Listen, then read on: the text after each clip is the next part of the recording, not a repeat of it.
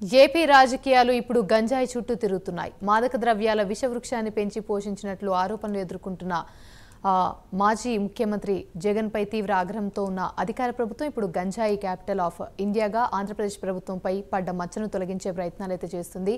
ఇక ఇదే అంశానికి సంబంధించి తిరుపతి నుండి మా ప్రతినిధి సునీల్ మరిన్ని వివరాలు లైవ్ ద్వారా అందిస్తారు. సునీల్, చెప్పండి, ప్రస్తుతం తిరుపతిలో పరిస్థితి ఎలా ఉంది?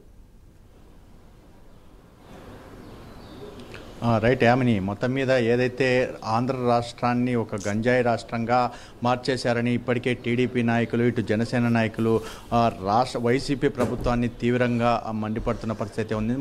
ముఖ్యంగా చూసుకున్నట్లయితే ఉమ్మడి చిత్తూరు జిల్లాలో చూసుకున్నట్లయితే ఇక్కడ వైజాగ్ నుంచి వైజాగ్ ప్రాంతాల నుంచి భారీగా ఇక్కడికి తరలి వస్తున్నప్పటికీ ఇక్కడ పోలీసులు సరైన గుర్తించిన పరిస్థితి నెలకొందని చెప్పొచ్చు. ఎక్కడ చూసినా గంజాయి విక్రయాలు పెరిగిపోయిన పరిస్థితి ఉంది. ఇప్పుడు రేణిగుంట మండలానికి సంబంధించి ప్రాంతాలు కావచ్చు, మరోవైపు మంగళం ప్రాంతాలు, ఇటు తిరుపతిలోనే సుమారు 15 ప్రాంతాల్లో ఈ గంజాయిని విక్రయిస్తూ కొంతమందికి ఏదైతే యువతని నాశనం చేస్తున్న పరిస్థితి చూడొచ్చు. ముఖ్యంగా ఎందుకంటే యువత ఈ గంజాయికి అలవాటు పడి ఇటు రోడ్లపై ఎక్కడ పడితే అక్కడ పడి కింద పడి వాళ్ళు వాళ్ళ భవిష్యత్తు నాశనం చేసుకుంటారని చెప్పేసి తల్లిదండ్రులు కూడా వాపోతున్న పరిస్థితి. అంటే ప్రధానంగా చూసుకున్నట్లయితే ఇక్కడ పనిచేస్తున్నటువంటి సిబ్బంది చూసుకున్నట్లయితే స్విగ్గీలో పనిచేసే యువకులు కూడా ఏదైతే ఈ గంజాయి అమ్మితే ఎక్కువ డబ్బు వస్తుందనే ఒక ఆశతో ఎక్కడ చూసినా వీళ్ళు స్విగ్గీలో పనిచేసే యువకులు కావచ్చు, మరోవైపు కూలి పనులు చేసుకునే యువకులు కావచ్చు, ప్రతి ఒక్కరూ ఈ గంజాయి మీదే ఆధారపడుతున్న పరిస్థితి ఉంది. ఎక్కడ చూసినా ఈ గంజాయి విక్రయానికి ఎక్కువగా డిమాండ్ పెరిగిపోతుంది. మరోవైపు ఎక్కువగా విక్రయిస్తుండడం, మరోవైపు వాడుతున్న వాళ్ళు కూడా ఎక్కువగా పెరిగిపోయిన పరిస్థితి. అంటే ప్రధానంగా చూసుకున్నట్లయితే ఉమ్మడి చిత్తూరు జిల్లాలే కాకుండా ఇటు తిరుపతి నుంచి తిరుమలకు కూడా యథేచ్ఛగా తరలిస్తున్న పరిస్థితి ఉందని చెప్పొచ్చు. గతంలో 2014, 2019 వరకు ఎక్కడ గంజాయి విక్రయించకుండా టీడీపీ హయాంలో పూర్తి స్థాయిలో నిర్మూలించిన పరిస్థితి. అంటే ఎక్కడైనా గంజాయి వచ్చిందంటే అక్కడ పూర్తి స్థాయిలో అక్కడికక్కడే ఆపేసి అక్కడ వారందరినీ అరెస్ట్ చేసిన పరిస్థితి ఉంది.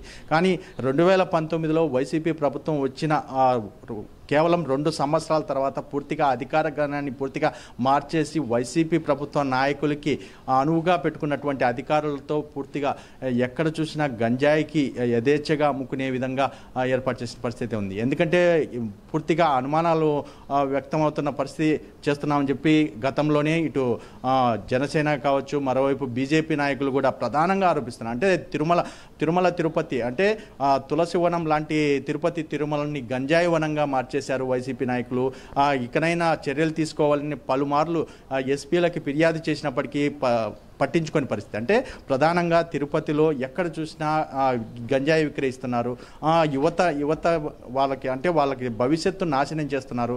దయచేసి వీళ్ళని పట్టించుకోండి అనే ఎంత అడిగి తెలుసుకున్నప్పటికీ అక్కడ ఎవరూ పట్టించుకొని పరిస్థితి ఇక్కడ కనపడుతోంది. ఎందుకంటే పోలీసు వ్యవస్థ చూసినట్లయితే ఏదైతే గత 3 ఏళ్లలో వైసీపీ ప్రభుత్వం ఏం చెప్తే అది వినేలా ప్రవర్తించారని చెప్పేసి ఇటు నాయకులు ఆరోపిస్తున్న పరిస్థితి. ప్రధానంగా ఇప్పుడు టీడీపీ ప్రభుత్వం వచ్చింది. ముఖ్యంగా 2024 టీడీపీ రావడంతో ఇప్పటికే లోకేష్ తెలిపారు 100 రోజుల్లో గంజాయిని పూర్తి స్థాయిలో నిర్మూలిస్తాం. అంటే ప్రధానంగా చూసుకున్నట్లయితే ఎక్కడ నుంచి వస్తుంది, ఎక్కడికి వెళ్తుంది, పూర్తిగా ప్రధాన ఏరియాలకు ఎక్కడికి వెళ్తుంది పూర్తిగా గుర్తించబోతున్నామని చెప్పేసి ఆయన అయితే తెలిపిన పరిస్థితి ఉంది.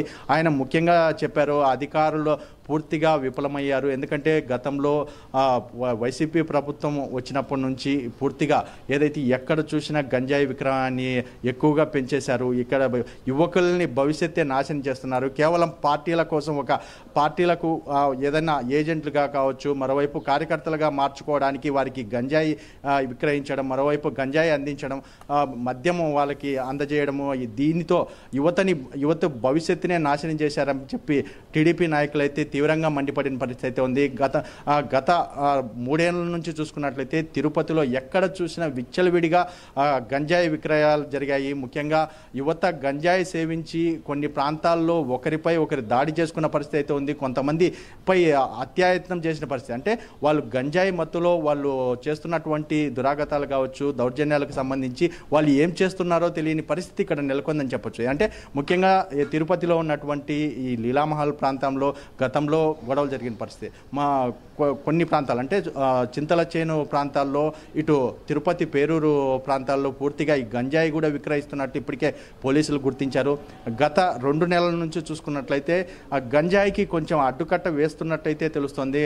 కేవలం 2 నెలల్లో సుమారు 10 ప్రాంతాల్లో ఈ గంజాయిని విక్రయిస్తున్నటువంటి వారిని ఇప్పటికే అదుపులోకి తీసుకున్నారు. మా గత 2 రోజుల క్రితం అంటే ఏపీ సీఎంగా చంద్రబాబు ప్రమాణ స్వీకారం చేసిన మరుసటి రోజే తిరుపతిలోనే గంజాయి విక్రయిస్తూ 3 యువకులు దొరికిపోయిన పరిస్థితి. అంటే ప్రధానంగా అంటే యువకులు యథేచ్ఛగా గంజాయి విక్రయిస్తున్నప్పటికీ ఇన్నాళ్ళు పట్టించుకొని పోలీసు వ్యవస్థ ఇప్పుడు మాత్రం పూర్తిగా పోలీసు వ్యవస్థ పనిచేస్తుందని చెప్పేసి ఇక్కడ నాయకులు అయితే ఆరోపిస్తున్న పరిస్థితి. అంటే గతంలో వైసీపీ ప్రభుత్వాన్ని అండదండలు చూసుకొని పూర్తిగా పోలీసు వ్యవస్థ పని చేయలేదని చెప్పేసి ఇటు ప్రతి నాయకుడు ఆరోపిస్తున్న పరిస్థితి అయితే ఉంది. మరోవైపు తల్లిదండ్రులు ఒకటే కోరుతున్నారు, పూర్తిగా తిరుపతి లాంటి పుణ్యక్షేత్రంలో గంజాయి విక్రయించే వాళ్ళని ఎందుకు ఇక్కడ ఉంచుతున్నారు, వారిపై చర్యలు తీసుకోవాలనే వారు కోరుతున్న పరిస్థితి అయితే ఉంది. ప్రధానంగా ర్యాలీలు కూడా నిర్వహిస్తే అంటే ఒక ప్రొహిబిషన్ అధికారులు కావచ్చు, మరోవైపు పోలీసు వ్యవస్థ పూర్తిగా ర్యాలీ నిర్వహించి ప్రజలకు అవగాహన తెచ్చే విధంగా తెస్తే ప్రజలకి కూడా పూర్తిగా యువతకు కూడా తెలుసుకునే అవకాశం ఉండదని చెప్పేసి ఇక్కడ వాళ్ళు కోరుతున్న పరిస్థితి. అంటే ముఖ్యంగా తిరుమలలో చూసుకున్నట్లయితే గత 3 ఏళ్ల నుంచి భారీ స్థాయిలో అంటే గంజాయిని భారీ స్థాయిలో తరలిస్తున్నప్పటికీ గంజాయి కావచ్చు, మరోవైపు మద్యం కావచ్చు, ఈ మాంసాహారాలు కావచ్చు, ప్రతి ఒక్కటి తరలిస్తున్నప్పటికీ తిరుమలలో ఎటువంటి కేసు నమోదవని పరిస్థితి నెలకొందని చెప్పొచ్చు. కేవలం కొన్ని ప్రాంతాల్లో గంజాయి దొరికినట్లు మాత్రమే అధికారులు తెలుపుతున్నారే కానీ వీళ్ళని అరెస్ట్ చేశామని, వీళ్ళని అదుపులోకి తీసుకున్నామని చెప్పేసి ఇంతవరకు ఇక్కడ తెలిపిన పరిస్థితి ఇక్కడ నెలకొందని చెప్పొచ్చు. ఏదేమైనప్పటికీ ఇకనైనా ప్రభుత్వం ఈసారైనా ఈ ప్రభుత్వం అయినా పూర్తిగా గంజాయిని నిర్మూలిస్తుందేమో అని ఎదురు చూస్తున్న పరిస్థితి ఇక్కడ నెలకొంది. యామిని. Right, thank you.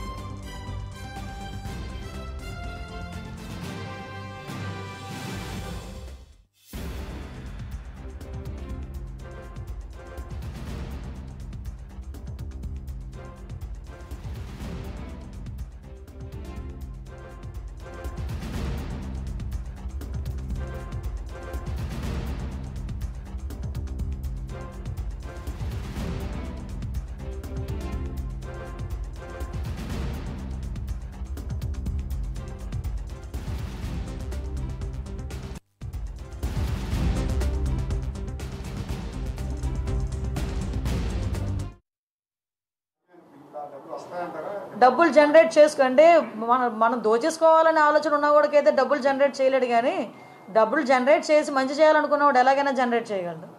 చాలా సోర్సెస్ ఉన్నాయి.